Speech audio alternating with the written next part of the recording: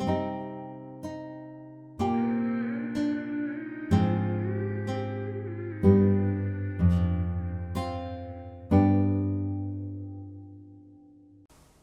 guys, seems like everybody's talking about They Cloned Tyrone. It's a good film, but some seriously weird stuff is going on. I'm not going to break down the whole movie, but instead, this is just to point out all the theories and occulted topics discussed within the story. So wait, the entire United States is an experiment? They're trying to turn black people into white people? Well, Netflix seems to do this a lot. They will either use real-world conspiracies or reveal a certain glimpse into the minds of the writers and producers who make this edgy content, especially when we consider Black Mirror. This is like a good Black Mirror movie, way better than the last season of Black Mirror. This is actually pretty good, and apparently it was shot on film. The weird part is there seems to be sort of a mockery. Many stereotypes are projected, and furthermore, certain ideas are shared that seem to hint to a potential reality. Otherwise, what's the horrifying part about this movie? It's the probability that it may be true, hence why they're using conspiracy theories as a storyline. Oh, and yeah, there's probably gonna be spoilers, so heads up. So how do you even explain this movie? It's centered around a drug dealer who suddenly wakes up in his fabricated reality, realizing his life is a complete lie. You've got underground labs all over the United States, and they're doing more than just watching every citizen's move. They're cloning humans, setting up entire cities as experiments where they specifically deploy these clones to interact and maintain a certain level of peace for the public. They do this through covert chemical infusions in the food supply and by using mind-controlled clones as characters to sway these cities to fit the blueprint they were designed for. Memories are even implanted into the clones so they don't know that they are clones in a massive mind control experiment. But that's not it. The movie's laden with heavy eugenic and racial undertones. It sort of implies that black people need to be phased out, and they're actually trying to slowly transform black people into white people. And who's pulling the strings? None other than a black scientist who, spoiler alert, is actually our main character Fontaine, but the original, much older version of himself. Yeah, that's the best I can do on a short breakdown, but I'm telling you, not only is this movie crazy, it sort of seems like some type of soft disclosure. I mean, what is this all supposed to be considered as? Fantasy? Sci-fi? Or real-world thriller? Does art imitate reality or vice versa? Probably a bit of both. Oh, another thing that was really strange was the fried chicken was actually laced with drugs, and that gave me a weird feeling for sure because it's almost as if they're trying to say something. I mean, it's literally called Church's Chicken. Basically, this town of Glen, which is a primarily black neighborhood, is being used as some type of government experiment for not only keeping control of different communities, but also to control their future progress. We actually see this in several shots throughout the movie.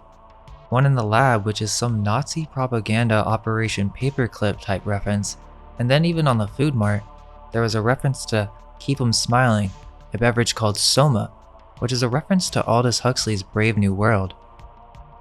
Meaning, this is just like the book. Instead of it being in a huge facility laboratory, they moved the laboratory to an entire city level, and the ones with the knowledge live underground.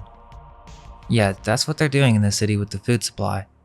They're drugging the entire populace with a compound H to feel and think a very specific way. Interestingly, all the methods in which they do so are stereotypical against black Americans, including the fried chicken, to clean perm cream, and also grape juice. This is a mind control substance that has pleasure-inducing effects and also inducing extreme laughter and agreeability. So this is only what our three main characters discover, but it's probably going way deeper than just this. Eventually in the story, the characters start to wake up to their situation, and they actually stumble upon the underground laboratory. This is due to the fact that the laboratory has certain gates or entrances around the town and random locations, like Isaac's closet, the church, and many others. These are elevators that seamlessly blend with the environment, and the scientists from below come up and serve as different managers for different stores, or even higher level scientists come and change clones or directly influence the experiment. This actually happens. A certain man in black comes along who says some really interesting things. We find out that this guy is sort of the boss, but he has a boss ahead of him, so he's more like the guy called in when there's a mess that needs cleaning up. He says that he's mall security for a big mall, and the laboratory underneath Glenn is insane. We're talking massive domes for miles, and he even says that they have these in multiple locations, even Los Angeles. So we can assume he means every major city and many smaller communities as well. So this man in black claims they're researching, doing science. At this point, the characters had already looked around one of the underground laboratory wings and they saw people being tortured as well as their own clones. They have them on hand so that when one of the main characters in the city dies, for example a drug dealer, they can swap him out, change his memories, because they need the drug dealer to keep a certain dynamic within the city, purposely giving Glenn a bad reputation so people stay away from their research. Then he says something very intriguing about the United States. Quote, "America was an experiment, a half-baked idea cooked up by aristocratic ideologues living in mansions built by slaves. When they checked out, they left us with the bill." End quote. Now, it might just seem to be a reference to the slave trade era of American history, but let's dissect that. In terms of America being just an experiment or an idea thought of by the higher echelons of society or elites of that time, I mean, that is Masonry, or the concept of secret societies as a whole. That's what I find interesting about this movie, is that they're sort of revealing that under the obvious surface level, whites trying to control blacks through genetically altering them, it's clear that even in the movie, this is happening on a national level, not just in black neighborhoods. Oddly, they even decided to include missing person references. What's more, the director mentioned that they played around with suboral frequencies. They were literally embedding secret messages into the audio of the film. They claim it's just for the storyline, but why even do that? That's a real thing that can actually influence the subconscious mind. What it means is that literally in the movie, they had Morse code at a low frequency that the ear can't hear. What's the message? Everyone surround them, stop and subdue. Director even calls this a spell, and there's even a keep calm and carry on. Further into the movie, we find out that the madman behind all of this is, spoiler alert, Fontaine. It's his original self who's in control of this whole eugenics program. We learn this because Slick brings an army of pimps and drug dealers to basically infiltrate the secret underground lab, and eventually, our main protagonist is led to the leading scientist, which is himself. Now this part doesn't really make that much sense to me. I get the gist of what he's saying, but it doesn't seem like a realistic scenario. But apparently, Scientist Fontaine is the real Fontaine. I didn't mention earlier, but basically, Fontaine's brother in the movie was revealed to have been killed by the police. Now it's revealed that all the memories the drug dealer Fontaine has are actually from the scientist Fontaine. Apparently, the scientist Fontaine was gracious enough to leave that memory out of the drug dealer's mind because it was too hard to deal with. I get that, but it doesn't justify what he's done, and somehow this tragic event leads him to want to get rid of blackness. Like he truly believes that if everyone was the same color, there would be no violence. You can even see behind him as he talks, his work shows the slow removal of a person's blackness, turning them into white people. It doesn't make too much sense for me. Did this guy just go insane and decide to become a leading scientist for underground research, and his main work was the creation of clones and slowly altering the DNA to create a wider version of himself? I mean, what's the end goal here? It seems pointless. Unless he truly believes that all war is derived from racism. Which is crazy if you consider that in our historical narrative, wars are waged over religious beliefs, lacks of resources, passion. There are countless reasons humans hurt one another.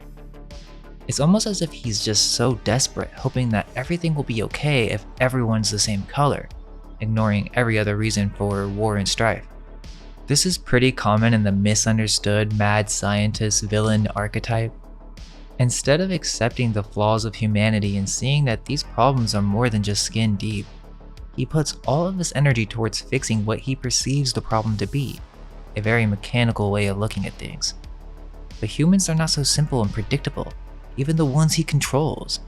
maybe he doesn't understand humans very well. I mean, the Fontaine clone character we follow throughout the film isn't the most charismatic guy, but he obviously cares deeply for the ones he loves.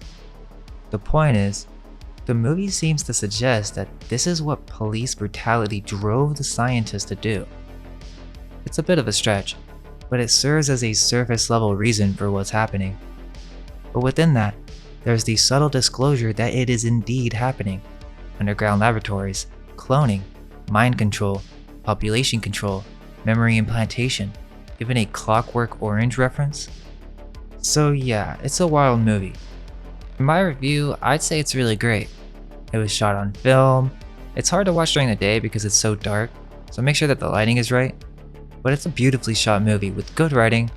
Sure, it has little undertones of divisive politics, but it's not overpowering at all. Overall, it's a decent storyline with a sense of mystery you want to solve. I'd say it's a good film, maybe 7 out of 10. There hasn't really been any film like this, so it deserves its own category. I don't think it needs a sequel, but it's a good film. Towards the end of the movie, this goes on the news and all the clones start coming out of the laboratories. I would think this is only local news, as it's not revealed that these locations are actually in multiple cities. So perhaps they just wiped the news and the memories of all the populace afterwards and continued the experiment. And yes, I do think this is based on truth. The writers of these Netflix movies seem to think so too. It's almost as if they're actively researching these conspiracies to give the movie a truther type disclosure feel. They know exactly what they're doing, and they did a decent job with this movie.